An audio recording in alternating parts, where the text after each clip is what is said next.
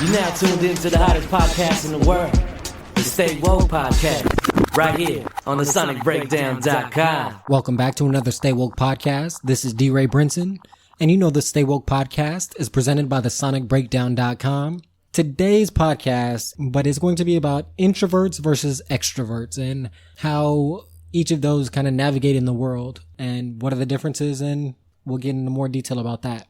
But let me start off by quickly and roughly defining what introverts and extroverts are. An introvert is, I guess, a personality trait, or character trait. I'm not quite sure on the logistics of it, but introvert is somebody that gets energy or doesn't necessarily get energy by being in large groups.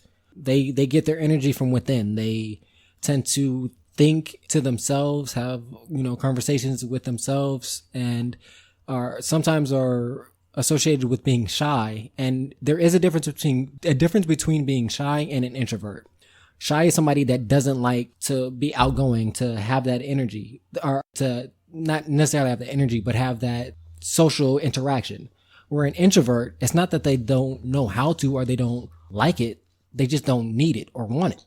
It's not on their need list. Where an extrovert is somebody that gets that energy. They like going to clubs. They like to be in social situations. They like throwing big parties. They like having that energy of the crowd and the people just around them. In some cases, it doesn't necessarily have to be anybody in particular or any type of group in particular, just the people, the crowd. They get energy from that. Where, like I said, introverts don't necessarily get their energy from that. They get energy from spending time alone, and they can quickly be depleted of their social energy in large settings. So they tend to leave parties quickly. Then they tend to be there for short times or make plans and then cancel because of other things that we'll get into more detail in a second. But I wanted to introduce our guest that we have in the Stay Woke studio. We got Reddy on the mic. What up? Thanks for having me back one time. And we have Miss Alanna Jane. Hello, good evening. Thank you, DeRa. And then we have Brotha to the left again. Hey. Now that I've loosely defined what introverts and extroverts are, I wanted to get your guys' opinions and say, what do you think you are, if you think you're an introvert or an extrovert? I want to also clarify that there is vast spectrums of those. I'm just giving the two very broad, rough definitions. So I think, as we talk about introverts and extroverts, I recognize that I am naturally an introvert. However, if you've listened to any of these podcasts or if you know me personally, you might not necessarily know that. But, as I think about my life, I've always been an introvert. I've always been someone who didn't necessarily need the crowd or even want a crowd or want a lot of attention. In fact, I can remember when I was on my way off to college, and my step grandmother wanted to throw me a birthday party. Or I'm sorry, not a birthday, but a going away party. I don't know why I said birthday party. A going away party. And collect money and celebrate me going off to college. She was like just finalizing all the plans and all the things for this party. And she told me about it at the last minute. I was like, nah, It's not going to work for me. I'm someone who doesn't want a lot of attention, but I just say that to reflect the fact that I'm naturally an introvert. However, as I've gotten older, as I've learned to kind of navigate the world and deal with coworkers and deal with friends, I've learned that in order for me to have the influence that I want to have and to get the response that I want socially, I needed to become more of an extrovert. I needed to be in a situation where I was able to communicate, willing to kind of step out and come out of myself in order to get the responses that I want.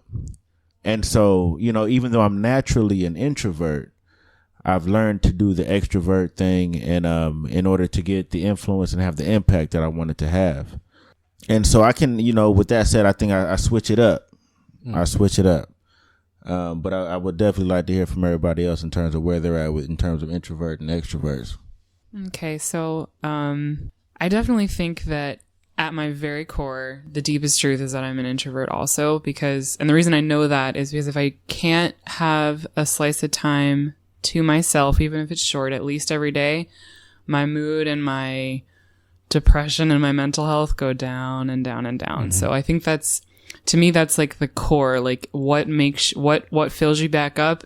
For me, it's being alone. So to me, that's the big clue that I'm an introvert. Mm-hmm.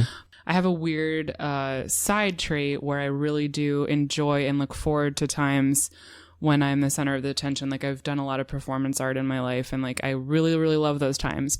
And then you perform, and then I'm exhausted, and I need to like rest after that because it took so much out of me. So I looked forward to it. I loved it. It was amazing, and then I need to recover because it was like so much. So to me, that's another clue that I'm an introvert. I've heard the term ambivert, which is kind of awkward, but like to describe someone who kind of swings back and forth. Yeah. Because I think a lot of introverts would never do anything where they're like on a stage or, would do something like that. But because of how much it takes me to get back to normal after something like that, I still think introvert. So, hey, this is your boy Reddy. I want to, as y'all can kind of tell just by who I am in general, at my very core, as a youth, I've always been an extrovert. But what I want people to realize when it comes to the personality trait and the character traits, because the character traits make up a personality trait. So that means that the personality trait is the whole, but then you can have aspects of other things within inside of that. So with me, myself, I've always had large aspects of an introvert. And the concept of, with an extrovert, I love going out and partying. I love being in a social scene. I don't necessarily like being the center of attention, but I like going and having fun with the center of attention. But on that same aspect, I do have character traits where I have to. It's not an option. I need times for me just to be without anybody. And that makes me enjoyable. But some of that became, just as kind of like Brother to Left was saying, an evolutionary trait. As a child, you're not always able to be where the scene's at. You're not always able to be around people. Sometimes, especially, I've lived by myself before, with just me, without maybe my brothers or so. So sometimes you have to realize how to entertain yourself. Mm-hmm. And because of some of my extrovert qualities, I have a really big imagination. And with my imagination when I'm by myself, I make up universes, worlds. I make up extrovert situations with just me, as well as, I can do individualistic things like play video games or watch TV. So the term that I usually use for myself is more of an omnivert, a person that has high characteristics of both, because I love being by myself. I can be by myself for weeks, months at a time and have no issues. But at the same time, I also enjoy actively going out and being around my friends, actively being around people. I'm a naturally friendly person that sometimes it comes off as flirtation when it's just actually, I'm just happy to see you. You're somebody I enjoy being around. But that doesn't mean that it leads to more. It just means that my natural personality and yours vibe with me so that you can see that I'm happy around you. And to piggyback on that, I think that there is there's a certain level of intelligence. There's a certain level of social intelligence that happens when you are an extrovert, or at least personally speaking. Because again, I can be an extrovert, but again, I'm naturally an introvert. However, that switching it up, it shows a certain level of intelligence, and knowing when to switch it up is important. Hat switching. Right. Or code switching, face changing. Absolutely. There's many names for it, right? Absolutely. So what I realized is that professionally, if I want someone to, for example, take my card and give me a call on a professional level and maybe give me an opportunity for a job, or I might want to pull them for an opportunity to or use as a resource or something like that, you have to be in a situation where you can be an extrovert, because an introvert just might not get it done. Can I pause you with that? I think we're confusing the one concept, because code switching doesn't mean you're changing your avertness. So if you're still an introvert, so okay, think of it like this: an introvert can be in social situations and thrive. They can do great things in social situations, but they, at their core, this is not something they actively enjoy or go after. And that's what I want to touch on, is because for me, I am an introvert. I know for a fact, there is no denying it. I know I am. But as a result of social norms, social conditioning as a youth, I knew I was an introvert. I didn't know the term. But I knew that I refilled my energy being by myself. I always refilled my energy by being by myself. I felt drained in group settings. I knew that. I didn't know, but I just thought I was weird. Because I knew the world celebrates extrovert people, and they, to a certain extent, shun introverts because they say introverts are shy. Shy tends to be a negative quality or have negative connotations to it, or lack of rewards for being an introvert. Mm-hmm. So therefore, you're still, even though, that's why I shun probably doesn't fit the best because you're actively doing something, but it's a more of a passive way of, as you said, you're not getting rewards for being who you are. Kind of passive dismissal. Exactly. We're not purposely doing something to you, but it's just because we no longer see you because you're not the loudest one in the room. Exactly. And so the point that I was making with that is that as a result of that, I learned to, in essence, fake it.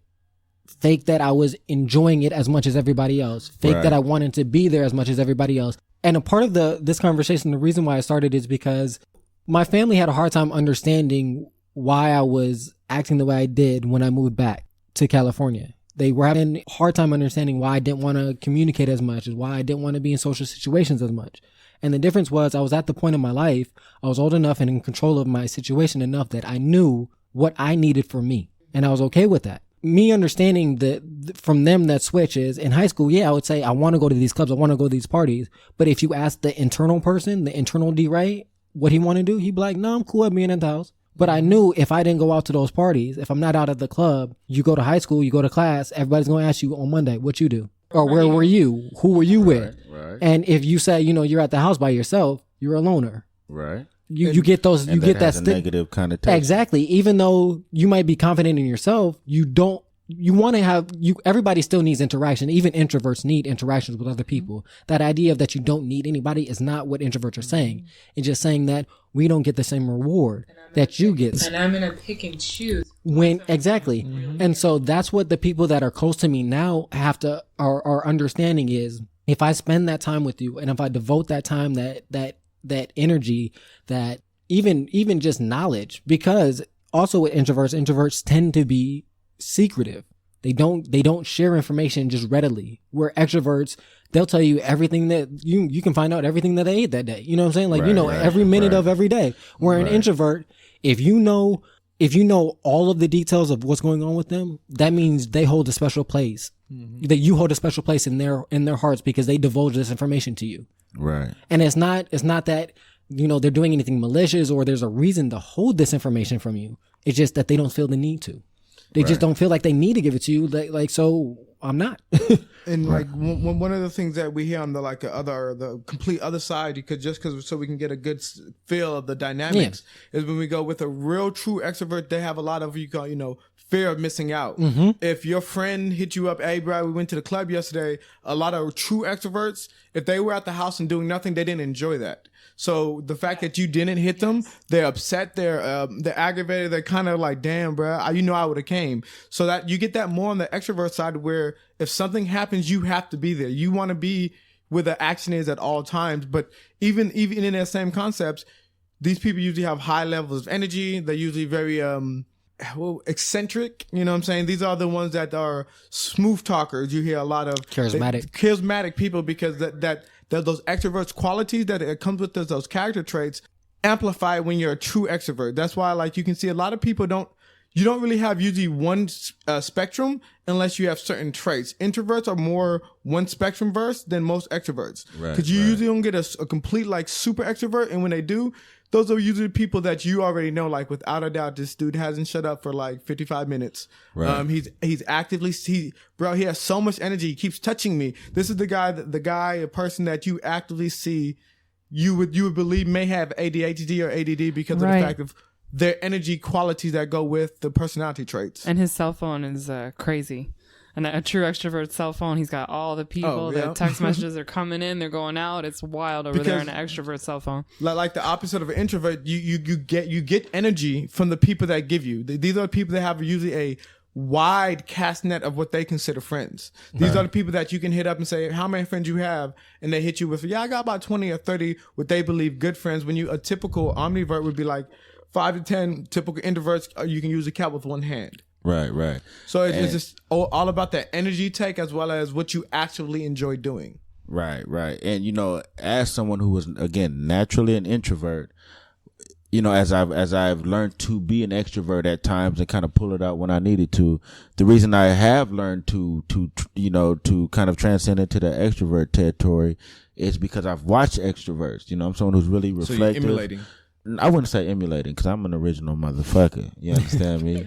I ain't emulating shit, right? With it, but what I have done is understand the benefits of being an extrovert. And so as I'm watching extroverts, I'm like, man, this extrovert brother right here is pulling a lot of women right now.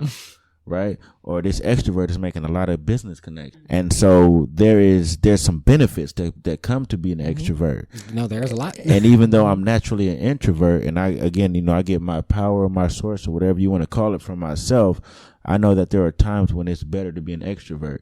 So if I, if any, again, I got to go back to the brother to the left in love, right?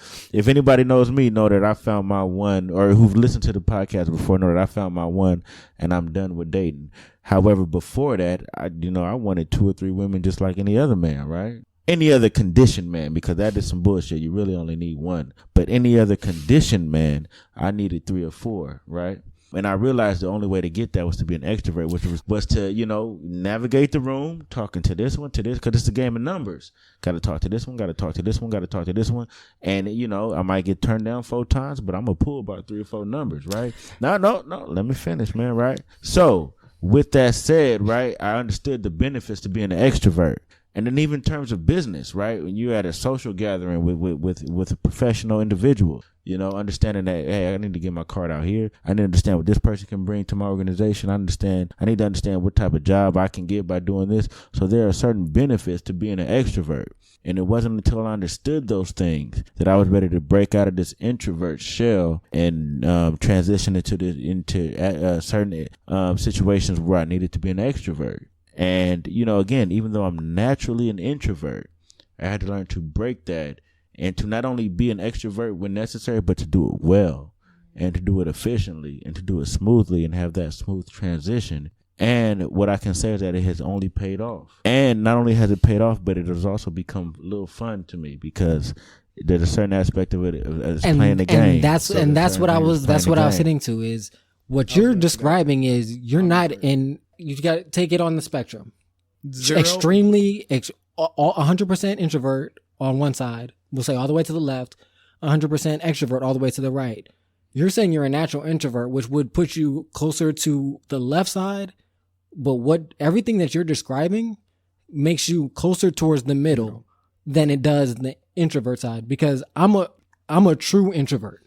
And what I mean by that is me even trying to act like an extrovert. It's not fun. Yeah, there's no fun in there. There's no fun. Like me, I can do it. Brother, so that's what I mean. Like it can be done, but there's no point in there's no situation in where networking, all that stuff, I hate. Now, if it's a one-on-one, if it's a 1-on-3, and we're talking about something that's interesting and deep on a deeper level, I can talk to you all day. Mm-hmm. But if we're in a group situation and you can tell at work, but in a work setting, they want you to, especially in the medical field, they want you to be upbeat, happy going. Mm-hmm. And they already give, at least what I notice with my jobs, transitioning from job to job, is that the demeanor that they say I give off is not welcoming, things of that nature.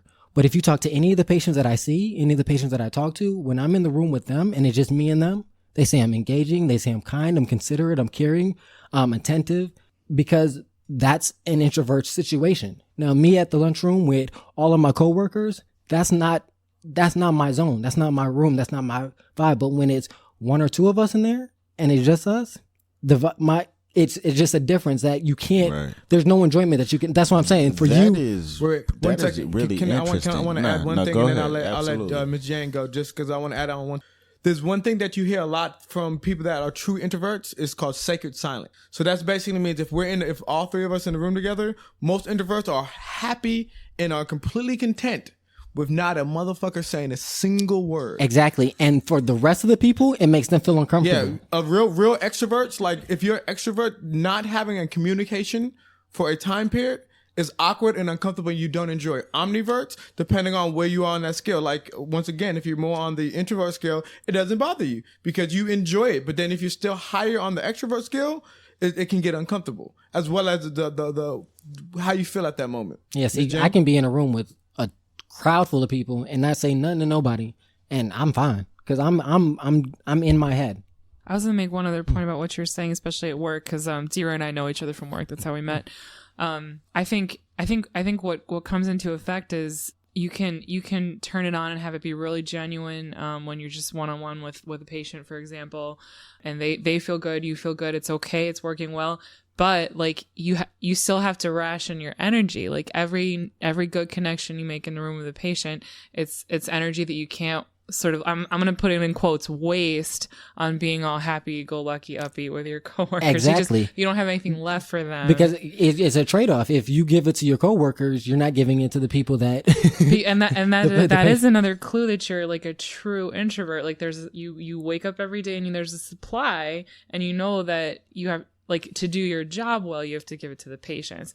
To play the Game of Thrones, maybe you have to give it to your coworkers more, and that's tough. And I think that's probably the challenge you're running up against. And that's the challenge that I do face. And that's why I say, for me, as a true introvert living in an extroverted world, even though studies are showing that there's about 50-50 introvert to extrovert ratio, it's just that People gotta fake it. Similar to the male-female dynamics, is we live in a male-dominated world, just like we live in an extroverted dominated world, even though the numbers and the statistics say it shouldn't be that way. Because it's all about who you hear from, not necessarily who's there. Who do we hear from? We hear from extroverts more. That's true. We hear from men more. And then there's a saying that I kind of want to touch on what Brother Left was saying about at work. We always have the concept is you get knowledge yourself. It's not what you know. It's not even who you know. It's who knows you. Because you can know almost anybody, and that doesn't mean nothing if they don't actually know you as who you are. But once they know you, and most extroverts, because of being very outgoing, very talkative, very charming, there's a high probability that more people will know who they are. This is why you get a lot of movie stars that are great, because most of them are extroverted people that have you involved in every aspect of their life. You can see me, you see me, come look at me. Do something new to keep you involved. As well as not only the fact that they are outgoing, they put themselves in social situations to meet more people. Like you said, it's a numbers game. Yep. If you put yourself in a position around more people, you're going to know more people. My best example of an extrovert, was look at Twitter, for example. The more followers you have, the more people paying attention to you, looking at you, and following your life, the better you are. And that's a concept of a lot of extroverts, because it's really about having everyone. I'm popularity. We see this a lot when we go to like high schools, when you got the popular kids. I did air quotes just to let y'all know, the popular kids in the school where everybody knows them. They're so cool. Everybody wants to be like them. These are most examples of a typical extrovert. And I do want to touch on something that you said is introverts can navigate the world in a way and still be true to their introverted ways and still be successful in getting girls, women, because like you said, it is a numbers game, but it is also about making connection. Introverts tend to make stronger connections because they're looking for individual, intimate situations, where extroverts are putting themselves in situations where it's harder to make a intimate connection because you're trying to please so many people. Not necessarily please, but entertain or interact with so many people. Agreed. And I also think that there's something to being an introvert, that, kind of, allows itself to be really reflective, and really kind of, be in a situation where you sit back and observe things. Mm-hmm. Because, if you're the one in the party or you're in a social situation and you're the life of the party, you're not observing how people are perceiving you. But I'm going to hit you with this. I'm going to get you the devil's advocate, because right now, there's no complete extrovert in this room, right? But I want you to think on the other side, because you're thinking about it only in the introvert concept of, this is what I enjoy, so this feels better to me. Imagine the other side, where you being the life of the party, you're like not observing, it's giving you a thrill. You're excited. Your adrenaline's pumping. You feel absolutely elated. Most of the times people can compare this concept to that of being on a drug, because everything for you feels absolutely wonderful. You're enjoying every second of everybody watching you. You love that they're talking about you. You absolutely love that everybody has to say something about you. And it can also make you be hyper aware. I think because you're paying it. You're looking for that. You're looking for everything. You're looking for something to get more attention. So I don't know. I'm not an extrovert. So I don't know. It happens with a lot of cognition. That's why a lot of extroverts can think quickly, because they have to, because they're always in a situation where they're surrounded by multiple things. Introverts tend to take longer to process, but to evaluate and give a response, because they want to make sure that they've gone through every situation in their head before they gave you their answer. That's first of all, that's a really valid point. It's something I hadn't thought about until tonight. Because what I was gonna say is that that introvert is observing things and taking things in much more than the extrovert. But you brought up a really good point, right? If you're someone who's an effective extrovert, or if you're someone who's doing that extrovert thing really well, you're perceiving, you're taking people's. Let me finish. You're taking people's responses and you're giving them whatever it is you need to give them in order to get what you need. However, with that said, let me give you one thing. Let me finish. Then I'm gonna let you do your thing, brother. Okay, go ahead. With that said, that introvert who's not engaging in any of the activities that are going on socially, verbally, and that person who's sitting on the wall watching everything is still taking in everything more than that one who's talking, because they're getting the full context. But once again, you only, for the extrovert, you saw multiple levels. For the introvert, you're only seeing one. Not every introvert is going to have the same cognitive ability to take everything they're seeing. Not every introvert is going to be as paying attention to everything, because they could be in their own head as well. Neither is every extrovert. Exactly. That's why I said we had multiple levels. But every time you talk about the introvert, you don't think about the skill. You always go high on the scale. Think about the introvert that's still uncomfortable being alone, but wants to be around people, but can't understand how to say it. You got to also think about the introverts that don't have that level of high self-esteem. You're talking about somebody that actively understands who they are and accepts who they are. Most people in general, introvert or extrovert, really either don't know who they are, or when they do know who they are, they're always in the struggle of accepting themselves. Right. So again, I think with that said, we're in a situation where we really can only speak from our own perspective. Mm-hmm. I'm with it. I think everyone in this room is pretty with it, pretty intelligent, pretty reflective. But what we can't do is speak for that person who, for whatever reason, doesn't have that same sense of awareness. The one thing that they kind of teach you in general is you always try to put yourself in their shoes, because we always have one mindset, because we lived off our own lived experience. But somebody else, think about the opposite of your thought process. This is why psychiatrists a lot can go into a murderer's mind, because they may not be able to kill someone, but they can take the knowledge and evidence you presented and think like you. I want to add to that is, and it might be my bias, but I think it's harder to explain to an extrovert how it is to live an introvert's life than it is for an introvert to understand and sympathize with an extrovert's life. I like the concept. Because as an introvert, it's kind of like, it's easier to understand what taking left-handedness, for example. It's easier for me as a left-handed person to relate how life would be as a right-handed person than it is for a right-handed person to take how it is to live life as a left-handed person. And the reason why I say that in both those situations is, as a left-handed person, you have to adapt to being right-handed, because the world's made for most tools, scissors, desks, all these things that right-handed people don't think about, left-handed people are always thinking about. Just like introverts, because we live in an extroverted world, we're always thinking about, I like the concept. When I go to work or when I go here, I have to consciously stay out of my head as much, because if I stay in my head, I'm giving off the impression that I'm unwelcoming, that you can't talk to me because I'm not smiling, because I'm in my head. I'm thinking, I'm having deep thoughts with myself.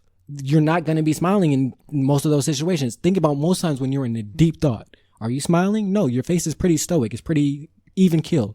I agree with you, but you got to also think about the traits of an introvert. And introverts in general are more thoughtful individuals. So even if it did came where it was an introverted world, let's just say we reversed it around, they would still give that same level of thought to their typical day, because that's what they naturally do. I do agree that. But this is what I'm saying. That why it's easier for introverts to, because you have to think about that. You have to think about that. That's why I said I agree in the beginning. And you also have to put yourself into extroverted environments to progress in this, business wise.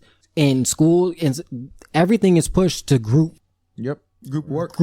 I think, ideally. Where it's not vice versa. I agree. Ideally, whether you're an introvert or an extrovert, again, whether you're an introvert or an extrovert, you have to be able to become an extrovert to navigate and do what you need to do in society. With that said, I kind of want to transition this conversation a little bit just to talk about the negative aspects of being an extrovert and the negative aspects of being an introvert. And I want to talk about the negative aspects of being an extrovert because, again, naturally being an introvert, this is something I would think this is kind of what I would, my thought process as I watched extroverts, right? Mm-hmm. Whether it was in high school or even now as an adult, or even now as a professional, even though I've done, I come out of my shell and be an extrovert when necessary. As I look at extroverts, people who are naturally extroverts and don't think anything about it, who are not necessarily aware of how they're being perceived as an extrovert. Me being the analytical individual as I am, I think also having that little bit of hood in me that is looking for weaknesses in individuals, whether I like it or not.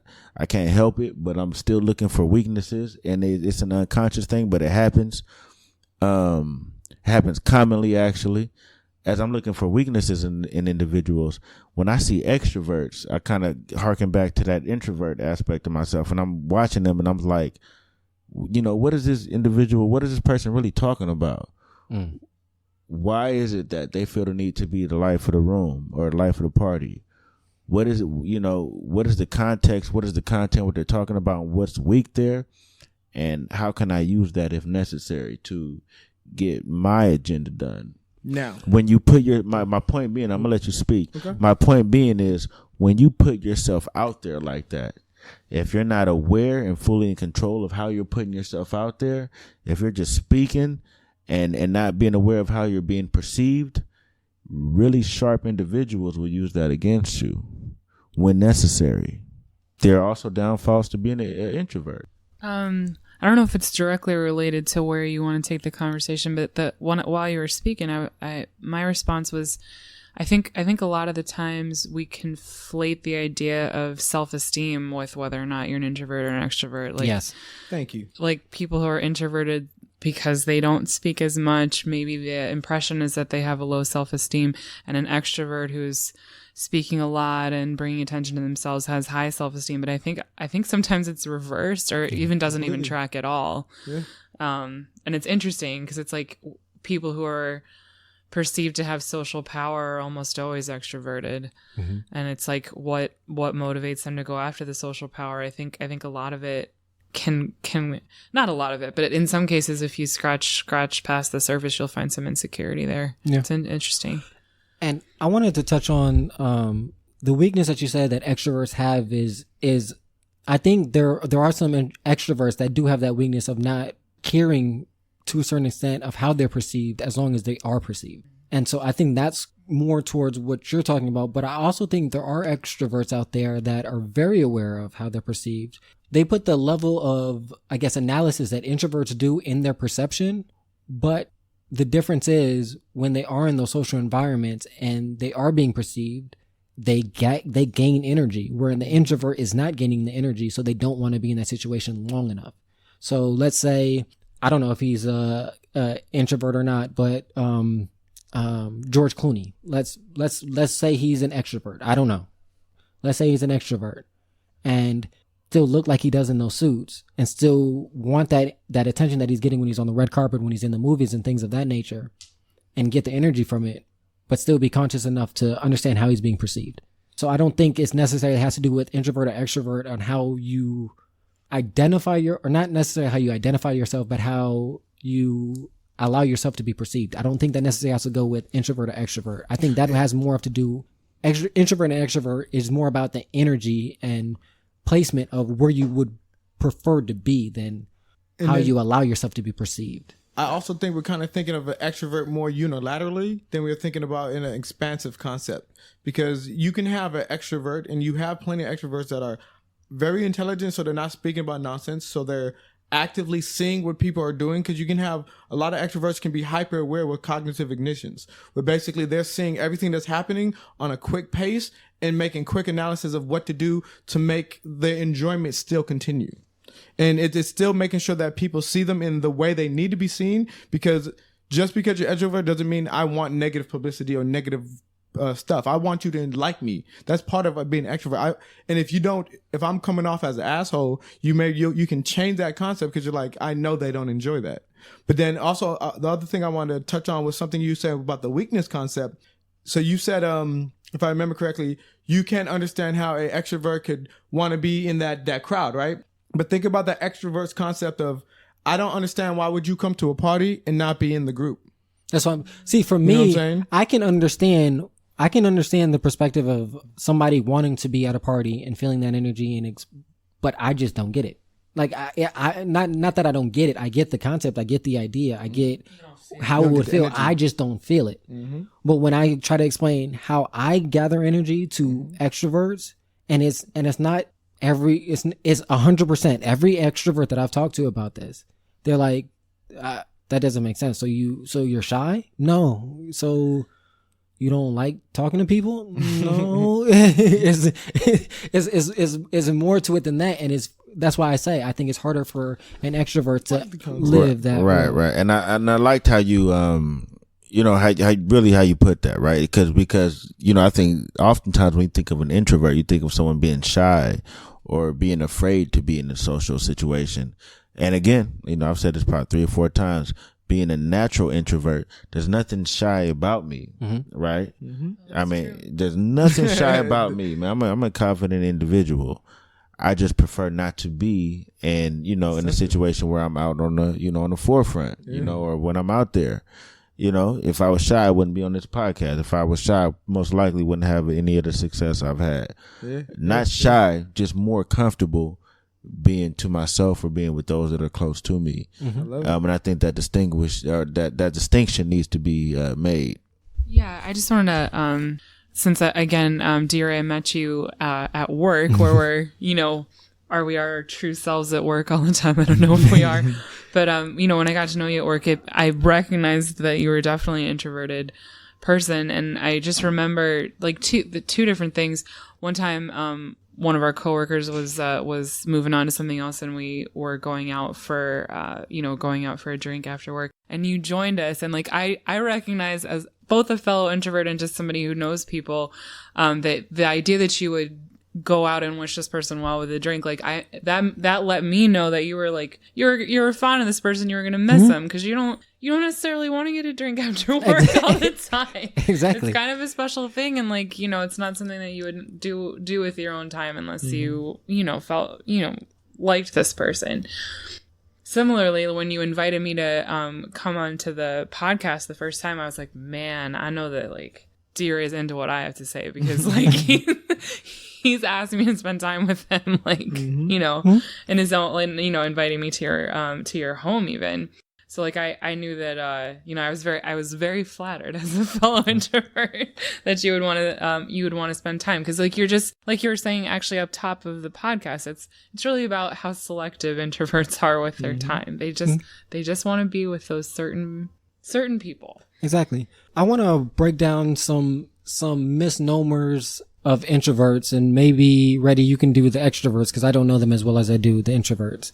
Most of them are going to be from my personal experience. Some of them are going to be from things that I've read, so that if you have any introverts in your life, you can know how to approach them just like they know how to approach you. Some of the things that introverts don't like. We don't like small talk. I hate the social norms of good morning, how are you? But I know in professional settings, that's something you have to do, and maybe I'm different also because I don't know, maybe if this is a trait, but just because of how logical I tend to be, is like, I know most of the people that are saying good morning don't really mean that shit. They just saying it because they know society says if you see somebody in the morning and you walk past them, that's what you're supposed to say. If you know them or you have been acquaintance of them. For me, you're the master of the head nod. Exactly. Sorry, I just keep it moving. Cause like, head nod. That's all you need. That's all you need. Cause in my mind, it's about the point. I acknowledge you, you acknowledge me. Let's keep it moving. It's that simple. Like, I don't need the good morning. It's not gonna hurt my feelings if you don't say it. If you walk right past me, I promise you, I'm gonna be good. Like, my day's gonna be just fine, because most of the time I probably won't even notice that you didn't say anything to me, because I'm in my own head. So that's another thing. Introvert. Are we going one for one? Oh, go ahead. Yeah. Okay, because I was gonna hit the one with misnomer. Just because you're an extrovert doesn't mean I always want to talk to you. So one thing that people miss out a lot is extroverts are kind of like you said with the small talk. They'll give you small talk. That doesn't mean they actually want to continue the conversation. They're just so used to it to talk to people or just to give those business norms. That doesn't truly mean I want to have a conversation with you or I want to continue this. But it does mean that if you do continue this, as either usually as a courtesy or respect, depending on the extrovert, I am going to continue the conversation with you. But my question to that is, like, it bothers me. I get you. Does it bother? Does it bother? I just see it as nonsense in my mind. It only bothers an extrovert on concept. Like if right now I was like, hey, good morning, how are you doing today? And the natural response that we're expecting, or because I'm not really trying to have a conversation. Fine, how about you? Fine, okay, see you later. But when you have that, hey, how are you doing today? And then you really start having that, so I'm feeling like this and this today. Most extroverts almost feel compelled to ask follow-up questions because they're used to the constant increase of conversation. So, oh yeah, I've had a bad day. Okay, what happened? So you may not be enjoying it, but you're so used to it because who you are, that is who you are. You continue the conversation and you don't know how to stop it because that's who you are. If I can just add to this, right? Because, just to kind of tell my own experience in the workplace. Here's where I try to come from when it comes to greetings in the morning or greetings in the afternoon or just greetings in general. And also just being the loving individual that I am, right? I truly try to, even though I don't really give a fuck how anybody in the workplace is doing, I just don't give a fuck. However, I understand the importance of my interaction with people. And I understand that genuinely showing them that I care can make the difference for them. So even though in me, I'm honestly not that, and it's kind of ironic that I just started this by saying the loving person I am. Even though in me, I don't give a fuck. At the same time, I want to, I understand that the interaction I have with people can truly change their day and truly change the way they're thinking for that day. So I will say good morning, or just, be in a situation where I'm hearing how their day is going, and I will be tapped in, engaged, really concerned about where their health is, really concerned about what happened for them that day. That shows really more you on the omnivert side. But showing it in my face, really lending an open ear, and I hope none of my goddamn coworkers are going to listen to this because they're going to know, right? But doing everything I can to show them that I'm with them and I care, because even though I really don't, and maybe there's something selfish about that unselfish part of me understands that by doing everything I can to show them that I do, it just might change their day, right? So when I say good morning and someone takes a minute to share their morning with me, more than just, hey, good morning back, I'm there to listen. I don't care if I'm late to a meeting. I don't care if I'm late to whatever it is I need to do. I'm going to sit there. I'm going to listen. I'm going to ask them questions. And at the end, I'm going to ask them, what can I do to help you? What can I do to support you and make your day better? What can I do to make your job better? And I really mean it, though. If you tell me what I need you to do is look this up for me and give me that information, I'm going to do that. Bro, you more on the... You swinging on the extrovert side. What's that? Everything you're saying, you keep on saying you're a natural introvert, but everything you're saying is omni. And that might be the case. Veering away from introvert, because I'm saying, everything you're saying, like, it's not that I don't care about these people.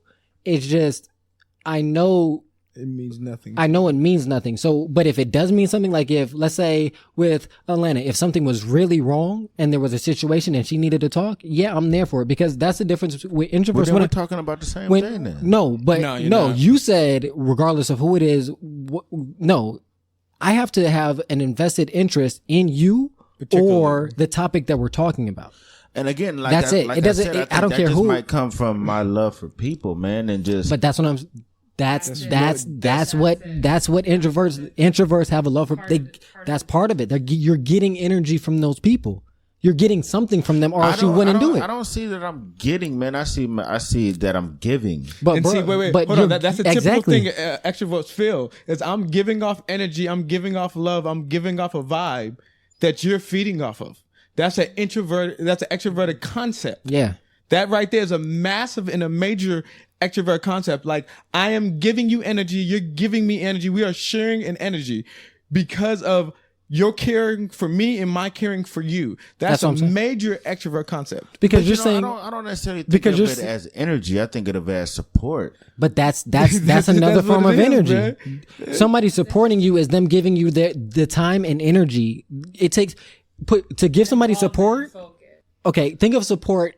Think of it in the physical sense. When you literally support somebody up, you're expending energy to hold them up. You're doing the same thing emotionally and mentally when you're taking that time to do it. You're mentally holding them up, supporting them. And that's energy that's wasted. My definition of extrovert is skewed or y'all extrovert. Y'all definition of extrovert. No, it's but you got to think of it like this. Yeah, you can still have introverted qualities as an extrovert. Yeah.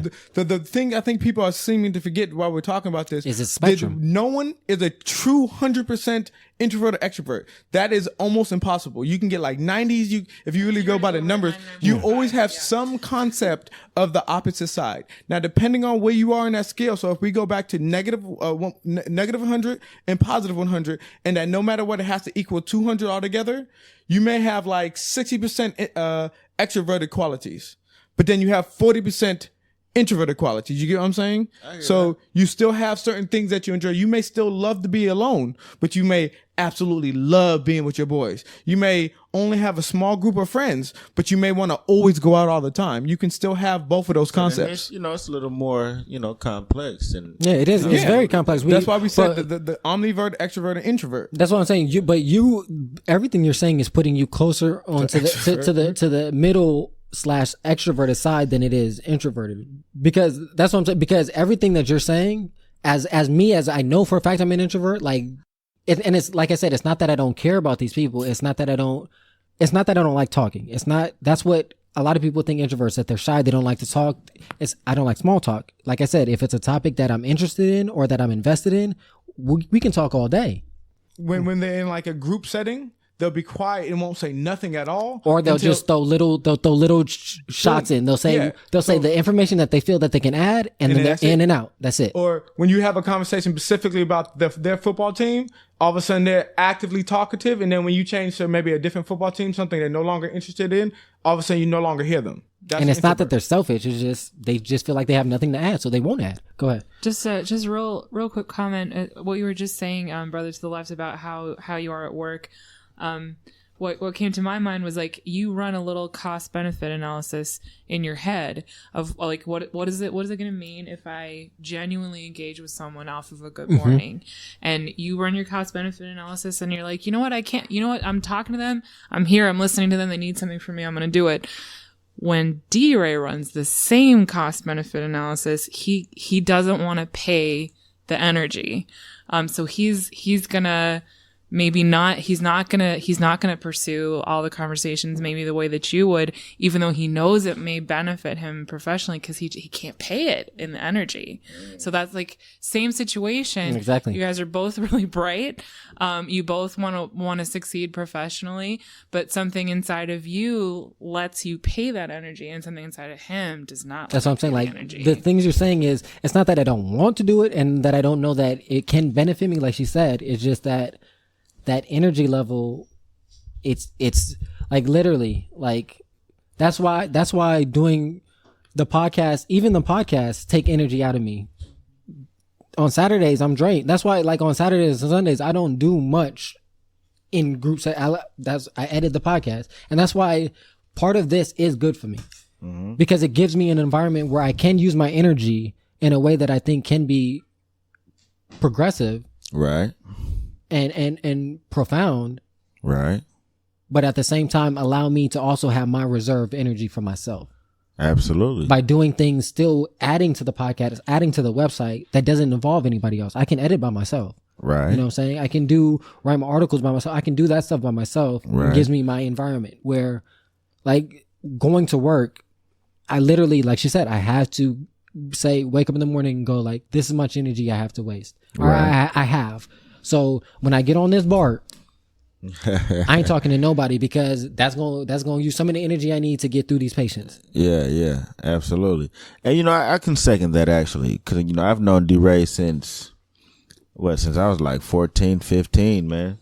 I'm not going to tell you exactly how old I am, but I will tell you how long it's been, and I'll let you do the math, man. I didn't know this brother for about 15 years. And he is truly an extrovert, most definitely. Introvert. I'm sorry, introvert. My mistake. Introvert for sure.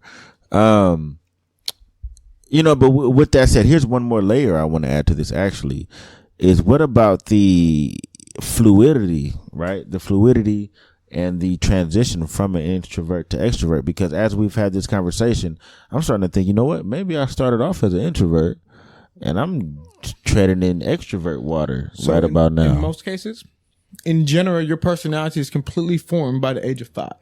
Now, when when we say your personality is completely formed by the age of 5, that means as a whole, you're usually not, unless some traumatic experience happens, something like that, you're going to be the same kind of person, just on a higher, mature level. But what is that based off, though? Just research. Let me Just psychological studies over time. Everything about your brain is developed your personality. So your personality doesn't really change, but your character traits change. And this could be from kind of, you know how you kept on going, you say, I had to be more extroverted for these situations. That wouldn't be an extrovert.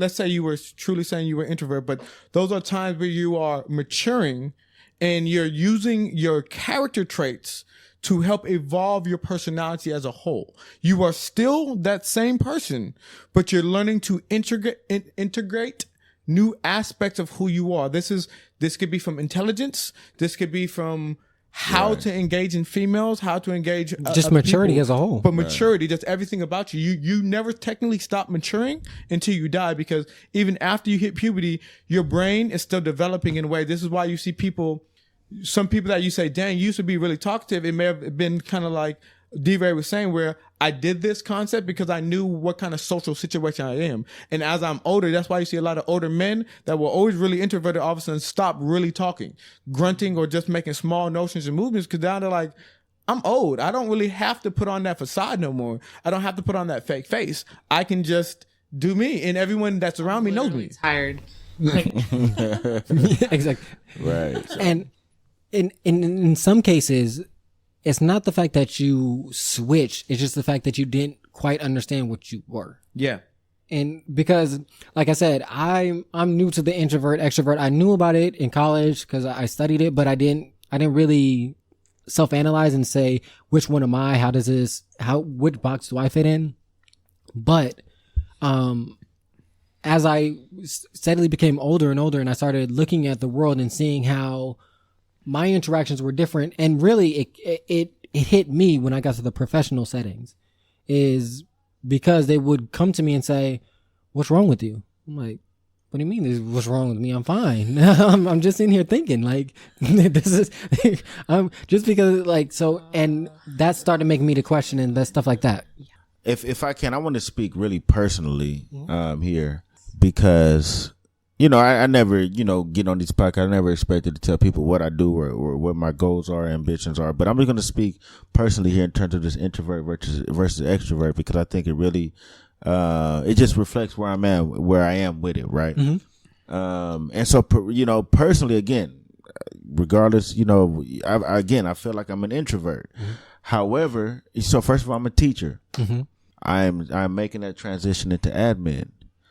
What I realized is that in order to be, as a teacher, I can be an introvert, because I can sit in meetings and sit back and not say anything. I can, maneuver around the school and not say much, not do much other than what's happening in my classroom. But I always knew that I always wanted to be an admin, and I wanted to be able to use my mind and have the influence within the school and eventually jump into superintendent and all those kind of things. Mm-hmm. And I know that in order to do that, I cannot be an introvert. You can.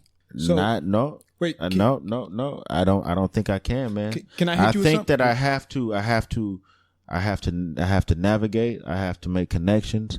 I have to talk to different people. You can do that as an introvert. You just have to control the situation. That's it. I'm going to disagree, man. I think that when you're getting up and talking in front of people, I think that when you're constantly making connections, you're constantly putting yourself out there as an effective administrator. As someone who's going to be effective, you're constantly putting yourself out there. And I think that it's really difficult to be an introvert and to have that kind of influence and power and over people. I mean, it might be, the difference might be of how we define introvert, or maybe my own understanding but this of introvert. But this is what I'm saying. That's why introverts can navigate in. Go ahead. Go. Yeah. Let me just jump right on that real quick, brother to left.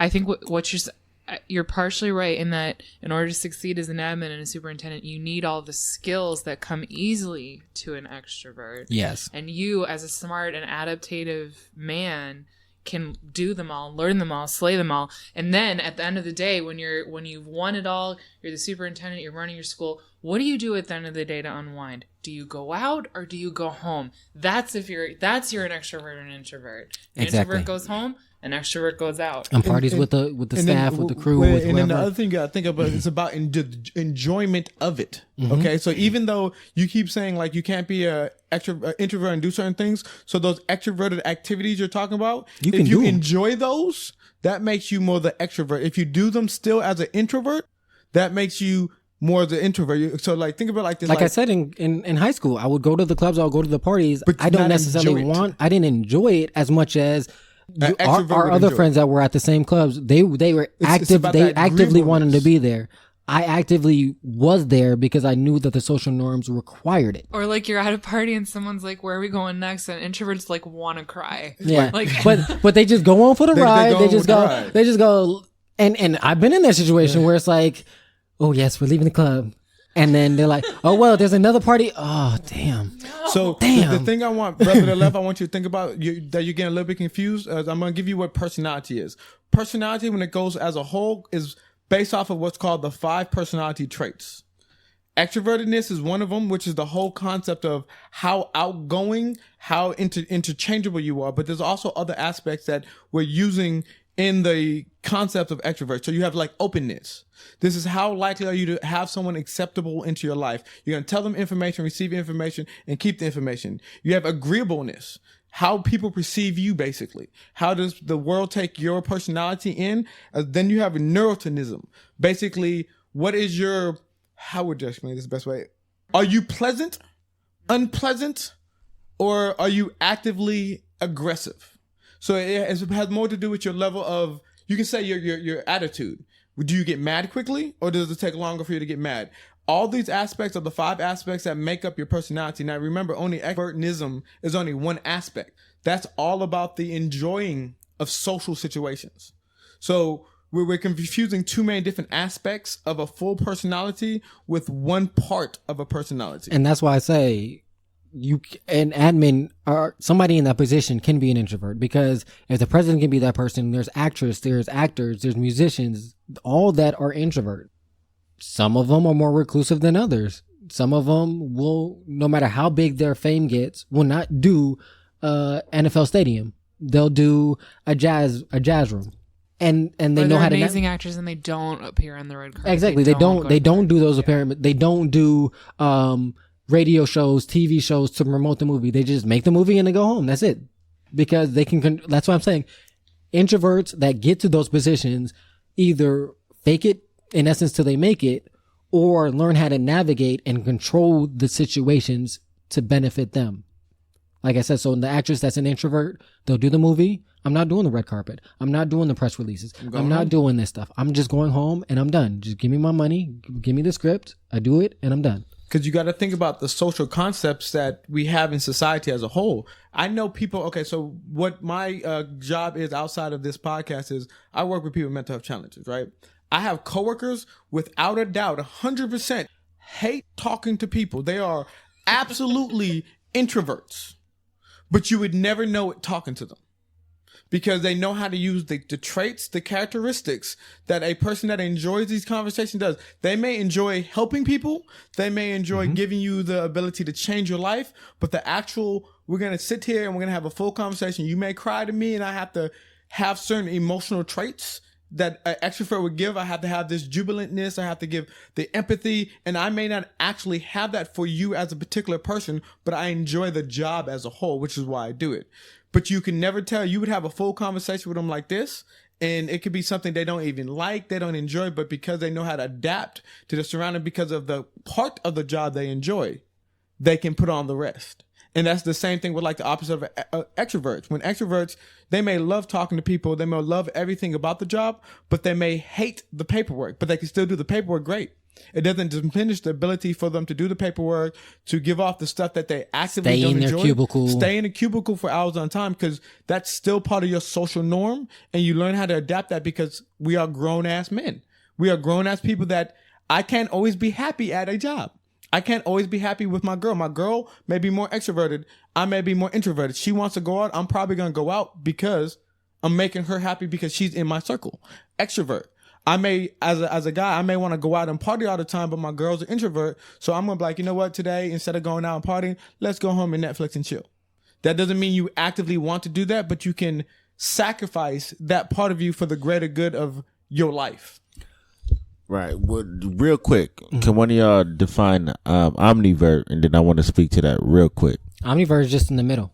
It's basically you have qualities of you can get energy in large situations, but you tend not to be as yeah. You can do both, but you don't go hard at either one. Right. You're not an extreme extrovert is going to go out all the time. Right. An extreme introvert is going to stay in all the time. Okay. And an omnivert is going to go out some weekends, stay in some weekends, go out some weekends, stay in. So then during this podcast, I have realized that I am an omnivert. Clap it up one time for accepting yourself. And what I will say is that I started off as an introvert, but I started doing some extrovert things and realized that those things was fun and they was getting me the results I wanted. And so now I dibble and dabble in a little bit of both. And there's nothing wrong with that. Nothing wrong with that. Well, there's nothing wrong with neither. It's just learning to accept and navigate with the people that do. The last thing I do want to bring up is I want to touch on what you guys think social media, video games, the internet is affecting these traits of introverts versus extroverts. Because let's say 60 years ago, you didn't have those same avenues to either get away from those situations but still be a part of it, or to include yourself. And you know what I'm saying? There's just, what do you think about the aspect of social media, Twitter, Instagram, video games, being able to play with somebody across the world and never have to ever actually see?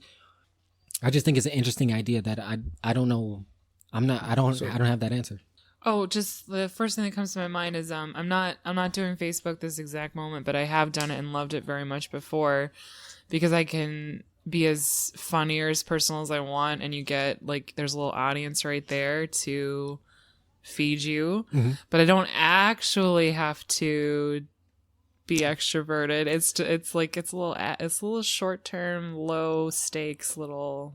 You can control what you put out, what you take in, when you take it in, and everything like that too. And then I've been disengaged from it for a while because I'm studying, and I literally don't have time for Facebook right now. And honestly, I don't miss it. So that lets me know that whatever need that was wasn't a true extroverted need. I would really miss the attention if I was really extroverted. Yeah. And I certainly did enjoy it, and I liked, I liked posting and making my jokes or whatever.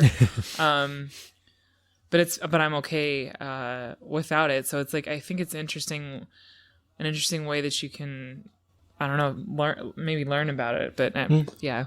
So what I want to say, I love this question, by the way, but I believe for both sides, let's say if we just go not even the omnivert side, just the introvert and extrovert, I think it's good and awful at the same time. Because for introverts, let's say just social media, we won't even put video games in it. Blessing and a curse. Yeah. For introverts, hey, I don't need to leave my room and have actual interactions to know about the people I truly care about. And then for the extroverts, the other reason it's bad is because now I can find millions of people and talk and communicate and go too far into my life where I'm no longer living my actual life. I'm living my life through media.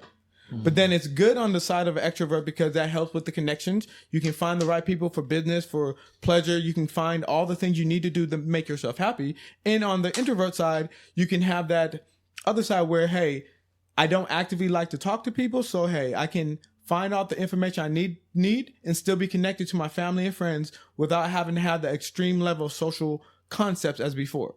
Now, video games on a whole, we have seen has more of a negative capacity for both sides because for more introverts, it isolates them on a higher level because now you got one-player games that are 200-300 hours, as well as if I want to play with people, like DeRa said, I can get on the internet, not hook up a mic, not have any version of communication. The only thing I'm using you for is technically you're smarter than a computer. So you still have that in your mind, that social concept, but you're really not. You're not doing anything sociable. But then on the extrovert side, the other reason can be negative because once again, kind of like when we talked about the social media, it can over-involve your life. You have these people that, because of the high levels of energy and the high levels of adrenaline video games can give off, and the high level of social activities you can have and never leave your chair, it can make a lot of extroverts completely introverted in the concept of never leaving their rooms. Because if I want to talk to you, I can get on the sticks and talk to you. If I want to do something fun with you, I never have to leave my room. So that's why you're getting a lot more of these overweight extroverts, because they're still doing what they need to do in social capacities, but they're not leaving at all. Rashawn, you're blowing my mind right now. What are internet trolls? Probably extroverts, though. That's when you would actually be wrong. Really? Okay. And when we actually look at Let me know. The extroverts, they are trolls. They are trolls for both sides. But you know what I mean, though? Like people starting fights on purpose. It's more introverts, because on a lot of times you see introverts have something they want to say, but they don't want to say it because then it can cause backlash to me. But a troll most of the time is under alias that can't specifically get back to me, and I can give you my piece of my mind or my information, or I can just be completely evil and completely mean to you. Yeah. And it doesn't get back to me because of the fact I still have my anonymity. So yeah, when I formulated the question, what I was thinking of more of, for introverts, it would give you the ability to control the situation in regards of finding topics that are interesting and can cultivate social interactions that you can then either cultivate in actual physical interactions with people, or that you don't have to. You have that choice. So it gives you that comfort. And from the extroverted side, it does give you avenues to find if you want a party, you can find a party using the internet, using social media, getting up with other groups of people that want to engage in those same activities. But as we know, people overindulge in anything. When you find something that you semi-enjoy. Yeah, I mean, but I'm talking, anything in extremes can be deadly and harmful, but that's how I saw it, as that the internet and social media can be a benefit, but I agree it can be a curse, because it can make introverts more introverted, as well as make extroverts feel like they're getting that energy but still being homebodies in essence. And homebodies is not a negative term when it's not taken to the extreme. And that's what we're seeing. We be seeing in the rise as we just look at our schools. I know Brother to the left probably could second this, but when we look at the weight gain in just elementary and middle school compared to the last 10 to 15 years, it's been an increase exponential of but 175. You can't put that on. You can't put that on social media. Hold on. No, I'm not putting it all on social media 100%. No, I'm not. I'm putting it to more inside-based activities than outside-based activities, because an introvert still could want to go outside. For example, I disagree with that, because think about when we were young. This is my opinion, by the way.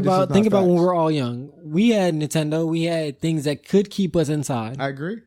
I mean, it wasn't as multifaceted as the internet, of course, but we had tons of games that if we wanted to, we could have stayed inside that whole time. But the difference is two things. One, our parents, mom, was not going to allow us to stay inside. They didn't have that technology concept as much. Two, I liked sports enough that I was going to be outside. But we're also missing a major and fatal aspect. When most of us in this room, most of us are at least over, I'm not going to call out anybody's age, but at least over, 23, 24. Okay, we'll say 25. We can touch the 80s. When we grew up, growing up, we didn't have...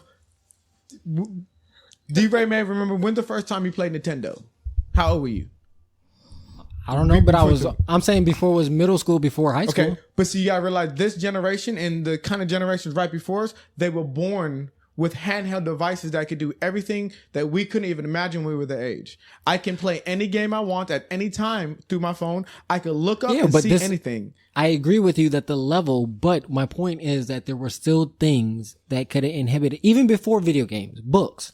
Even before that, there's always something that can keep you inside. Our generation was more about going out and get hurt. This generation currently is not. But that's what I'm saying. I'm not going to blame that on social media. Oh, no. I wasn't either. Or internet. No, that's why I wasn't trying. But I do think this was an interesting conversation. I do hope that it informed, enlightened, got you to question your stance on introvert, extrovert, omnivert. Hey, it showed, man. Like I said, I thought I was an introvert, but I'm realizing I'm an omnivert.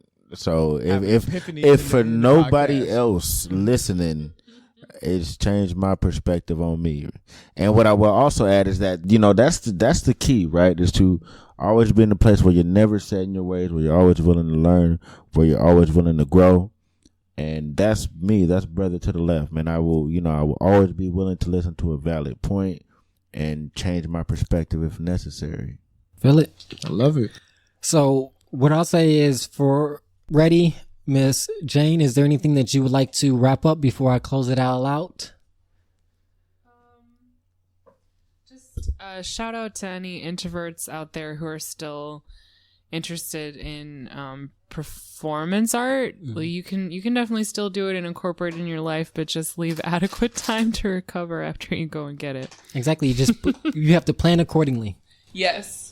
I'm gonna just make mine real universal. Introverts or extroverts or ambiverts, whatever you are, try to do your best to learn who you are and accept who you are, because once you do that, your life can actually get enjoyable. This is coming from a person that used to believe, or at a certain point was a high level extrovert, then at a certain point realized that wasn't something I actively enjoyed as much, and I was able to learn to accept my own introverted ways when I was only surrounded by people of the extroverted concept. So just learn yourself, and once you learn yourself, your life is so much awesome. And for me, I will wrap this up by saying, introvert, extrovert, omnivert, whatever part of that spectrum that you fall on, there's nothing wrong with you. There's nothing that needs to be fixed, corrected, changed, or adjusted. That's you. Just learn how to navigate in that world and how to deal with it.